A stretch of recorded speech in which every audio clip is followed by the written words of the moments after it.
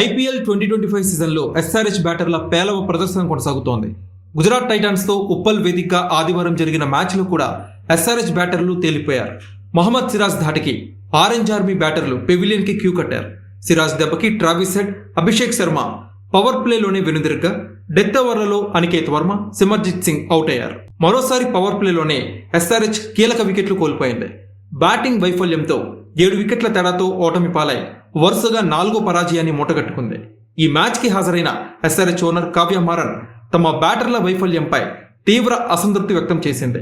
డగౌట్లో చాలా నిరాశగా కనిపించింది.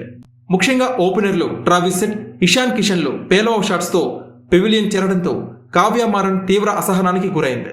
కావ్య మారన్ రియాక్షన్స్కి సంబంధించిన ఫోటోలు, వీడియోలు నెట్టింట వైరల్గా మారాయి. గత ఏడాది ఎస్ఆర్హెచ్ వరుస విజయాలతో కావ్య మారన్ ఫుల్ ఖుషి అయింది.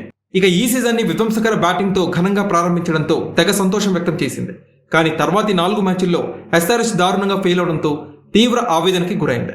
కావ్య మారన్తో పాటు ఎస్ఆర్హెచ్ అభిమానులు కూడా తీవ్ర బాధని వ్యక్తం చేస్తున్నారు. చెత్త బ్యాటింగ్తో ఐపీఎల్ క్వీన్ అయిన కావ్య మారన్ మనసు నొప్పిస్తున్నారని మండిపడుతున్నారు.